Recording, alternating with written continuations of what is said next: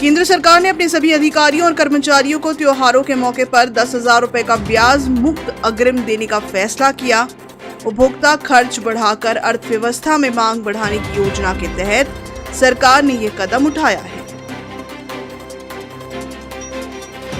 GST परिषद की बैठक के बाद वित्त मंत्री निर्मला सीतारमण ने कहा कि राज्यों में जीएसटी राजस्व में कमी की भरपाई के लिए केंद्र सरकार बाजार से कर्ज नहीं उठा सकती है, क्योंकि इससे बाजार में कर्ज की लागत बढ़ सकती है। वित्त मंत्री ने कहा कि राज्यों के जीएसटी राजस्व में आने वाली कमी की भरपाई के तौर तरीकों को लेकर आम सहमति नहीं बन पाई है। मंत्री राजनाथ सिंह ने लद्दाख, अरुणाचल प्रदेश, सिक्किम, हिमाचल प्रदेश, उत्तराखंड, पंजाब और जम्मू कश्मीर के सीमावर्ती इलाकों में बनाए गए 44 पुलों को राष्ट्र को समर्पित किया। रक्षा मंत्री ने पाकिस्तान और चीन से लगती भारत की सीमा पर स्थिति का हवाला दिया। रक्षा मंत्री ने कहा कि आप हमारे उत्तरी और पूर्वी सीमाओं पर बनाई गई स्थिति से परिचित हैं, पहले पाकिस्तान और अब चीन। ऐसा लगता है कि एक मिशन के तहत सीमा विवाद बनाए गए हैं। सोमवार को मुंबई और ठाणे के उपनगरों में अचानक बिजली गुल होने से जनजीवन ठप हो गया। लोकल ट्रेनों से लेकर शहर की रफ्तार पूरी तरह से थम गई। ऐसे में बिजली ब्रेकडाउन से शहर की जनता हलाकान हो गई। मुख्यमंत्री उद्धव ठाकरे ने अचानक बिजली गुल हो जाने की घटना की जांच के आदेश दिए।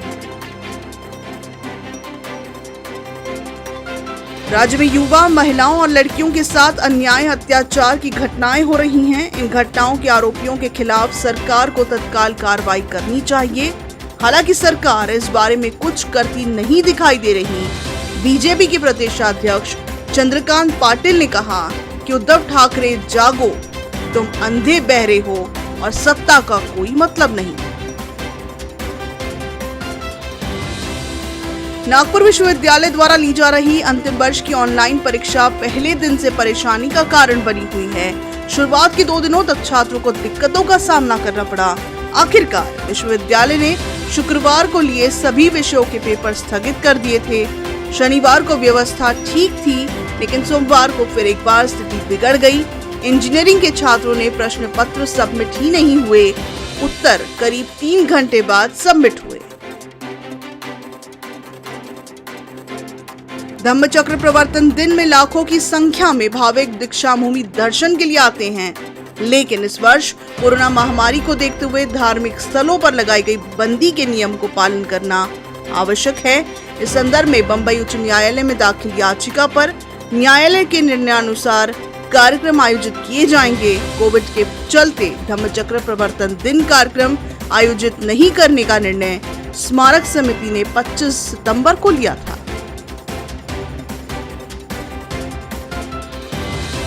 नागपुर शहर विभाग के 15 पुलिस कर्मचारियों को निलंबित किया गया। इसमें ड्यूटी से अनुपस्थित और सिक लीव लेने वाले शामिल। अभी तक इनकी कोई खबर क्यों नहीं ली गई, ये सवाल सबसे अहम।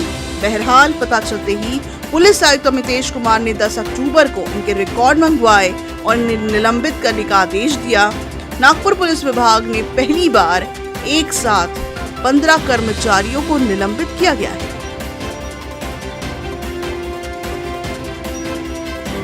धार्मिक स्थलों को खोलने की मांग के साथ मंगलवार को नागपुर में भारतीय जनता पार्टी ने किया आंदोलन।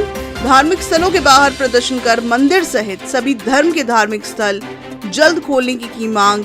भाजपा का कहना है कि जब अनलॉक की प्रक्रिया के तहत धीरे धीरे अर्थव्यवस्था को खोला जा रहा है, तो मंदिरों को क्यों बंद रखा जाए।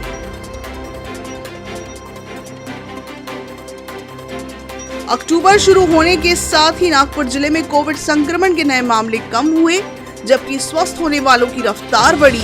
स्थिति यह है कि नागपुर में स्वस्थ होने वालों की दर राष्ट्रीय स्तर से 1.38% अधिक हो चुकी है।